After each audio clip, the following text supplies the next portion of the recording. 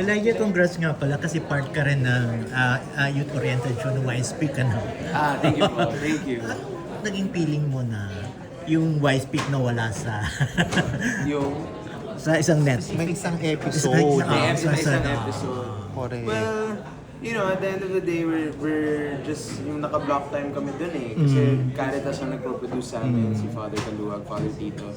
And ang ano naman talaga namin, it's a civics program for the youth. And tackle real topics na basta yung nag-ano sa isip ng mga kabataan. Bumabagabag. Bumabagabag. Yun, bumabagabag sa isip ng mga kabataan. And just tackle them head on without fear, di ba? Pero minsan, kapag may mga ganun talaga nangyayari, I don't think sumusobra yung tamang term. When you get too honest, a lot of people get scared, di ba? May mga ganun eh. So wala kaming control dun eh, as much as gusto namin i-push. Pero we promise na we're gonna stay true to the hope of the show, which is to provide a civics program for the youth and not just educate but really enlighten everybody about these different topics na you know we don't really talk about on a daily basis. Parang yun. Pero syempre nasad kami lahat, nag-meeting kami, tapos parang nakakasad yung nangyari. Pero parang kung magpapatigil kami doon, di ba? Then nanalo sila. Hindi pwedeng gano'n. Kailangan magpatuloy lang kami sa ginagawa namin and wag kami tumigil. Maliban sa'yo, meron ding stage play si Christian, di ba? Yes. Napanood mo na ba yung Napanood kanya? ko yung Takshapo. Wild. Si Oh, Mama wild, Sweet oh. nagsulat. Director si Sir Tax naman. Na director ko sa About Us But Not About Us. So, si Ate Mosang naman is also a friend. And sobrang idol yun eh. Sobrang husay nun mag-comedy lalo sa mga play. Pero, masaya. Sobrang deserve ng audience. Yung sinasabi ko sa audiences na deserve niyo yung manood ng Takshapo kasi after nung first two plays, lalo yung amin na, di ba, mapapabuhos ka talaga. Deserve ng audience yung pagpag ng Takshapo and just have fun and enjoy, laugh, di ba? And ang galing nila Christian. Kung magbabasag ka ng pinggan, kakaroon ka ng reversal ng role. So nga, mag-audience participation. Hindi kayo volunteer. Oo. Anong hangs na ihagis? Oo, ihagis mo. Tinanggal yung episode 3 ng Y-Speak. Yeah. Yan siguro. Power. Love it. Message sa nangyayari sa ngayon sa mga senado and all sa mga politicians. Message sa kanila po eh. I mean, sila yan eh. And sabi ko nga, yung parang klima ng mundo ngayon medyo magulo, di ba? Lalo sa bansa natin.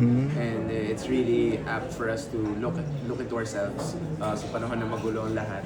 Tignan natin sa sarili natin, nasa ba posisyon natin, ano bang gusto natin gawin, di ba? Sino gusto natin tulungan, what do we want to stand up for? And sila, may sarili silang drama dyan. Let's focus on ourselves and how we can help this country and each other be better, di ba? Makaahon sa mga ganitong hirap. Gano'n ka-important sa'yo na yung tao dapat politically aware din sila, involved sila, lalo na ang mga kabataan? Very much. Ako, lumaki nga po ako na politically inclined na talaga yung family namin and naturo sa akin, lalo sa arts, sa pelikula, sa teatro, na may purpose tong craft natin. And parang may quote sa feminism, may quote na the personal is political. So being apolitical is also a political statement, di ba? Everything that we believe in is a political statement in itself. Pero hindi ko pinupolitika lahat ng bagay. Hindi naman yun yung point. No? Ang sinasabi ko lang ay importante yun dahil dito tayo sa mundo naninirahan. Sa isang mundo lang tayo naninirahan, sa isang bansa tayo naninirahan, and we coexist with each other. And the politics that revolve around this country, they concern us as well. Sa pamumuhay natin, sa livelihood natin, sa mga mahal natin sa buhay. So dapat maging aware man lang tayo, di ba? At the very least, para alam natin kung saan tayo nakatayo, alam natin kung inaalipusta na ba tayo, kung niloloko na lang ba tayo, pinagsisinungalingan na lang ba tayo, kung natutulungan ba tayo, di ba? Kailangan natin alam yung mga bagay na ganyan. Kasi binabayaran natin sila eh. Di ba? Nagbabayad tayo ng buwis eh. Yung sweldo nila galing yan sa atin lahat eh. So, di ba dapat magkaroon tayo ng pake? Yun. Reception so far ng tao. I don't know yet. We just opened yesterday. We had 2 shows. Afternoon. Kaset namin si Christian. So magkasama din kami dun sa Virgin Lab Fest. But yung screening po namin last night, yung show namin last night, was very, very crucial to us. Kasi aside from the opening, dun manunood yung parents ko, yung family ko. And we don't know, yung brother ko nagsulat ng play, ako, I'm just acting in it. Sabi ko, hindi ako yan, ikaw nagsulat yan. Pero, syempre, kinakabahan kami sa how they will take it, sana okay sila. But generally, my family was very happy and I think that's the opinion that matters the most to me. Na okay yung pamilya ko with what we're doing and that they supported and they found solace in it kahit pa paano. Did they cry a lot nung mapanood yung pelikula? Kasi it's very close to your heart eh. Yes. The topic itself. Iyak sila, Iyak sila. Iyak sila kahit mga pinsan ko, mga tita ko, mga fans. Especially I think as a play in itself, kung hindi mo kami kilala as a family, I think nakakaiyak na siya eh. So parang ibang level pa kung kakilala mo yung pinagdaanan namin and all. Syempre a bunch of it is also like fictionalized, a bunch of it is truth. So mix na po yung blurry na yung truth and fiction din sa play. Pero at the same time, ramdam talaga yung punch and sincere kasi yung pagkakasulat ng kuya ko and everybody else is there with a purpose, especially me and my brother dahil nga para kay JM. Thank you po. And hindi pa sa gabi. Yeah. Kumusta yung support niya sa'yo sa pagtitheater mo? Always, Tanong mo ba always. about wine? Tanong mo ba about wine? Malaking tulong niya sa pagme-memorize lalo. Kasi kapag nag-memorize Wala, ako, makikita kasi ng easiest way to memorize for me, kaya ko mag-memorize yung isang script by 2 days kung may kabatuhan ako ng linya. And siya po yun. Siya yung kabatuhan ko ng linya. And sobrang supportive With siya. everything you juggle, everything na. Hindi ba na-juggle din yung... Nadja-juggle na po. Nadja-juggle na. Kasi hindi ko nakakilala kung sino ako minsan. Pero nilalaban lang, like I'm taking it day by day because I love what I do. And when you love what you do, everything comes second nature. Sabi sa performance. Siyempre heartfelt. Mas nandun siya sa... Siyempre kilala niya rin po yung kapatid ko. And, mas lalo niya lang na-miss yung kapatid ko. Ang sakit, sobrang personal nga daw. Yun. Nung pinoportray mo ba yung character mo, may mga nanumbalik bang sakit sa'yo? Opo, lagi. Opo, rehearsals, every show.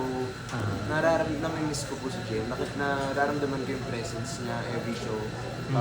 In fact, yung ibang costume ko doon, damit niya talaga yun. Ako, I wear this necklace, it has his ashes on it. So I feel like he's really guiding me, guiding the whole production, and giving us strength to push through. Kasi, di ba, yung parang kami mga linya doon na gusto mo na lang iiyak talaga eh. Kasi kailangan mo mag-move on to the next scene. So, you have to stay professional and be that character But- and not really connect yourself to it. But has the family moved on from... Moving on is, I don't think it's the right term. I think we just move forward with it. We will never forget JM. We will never stop missing him. And we will never stop thinking about the regrets and the guilt and all that. Pero, nandun may stages of grief nga. Yeah, diba? yeah. And magpunta kami dun sa acceptance. Acceptance, Kasi, part. that's how you move forward with life. And syempre, make him proud through the foundation, organization namin na kulit. And help other adolescents in need. Naging mahirap on your part to do your Role? role. Because it's your brother. Yes, of course. Sobrang hirap. Sobrang hirap nung sinabi ng kuya ko na nakapasa siya. Siyempre, sobrang proud kami. That was about last year.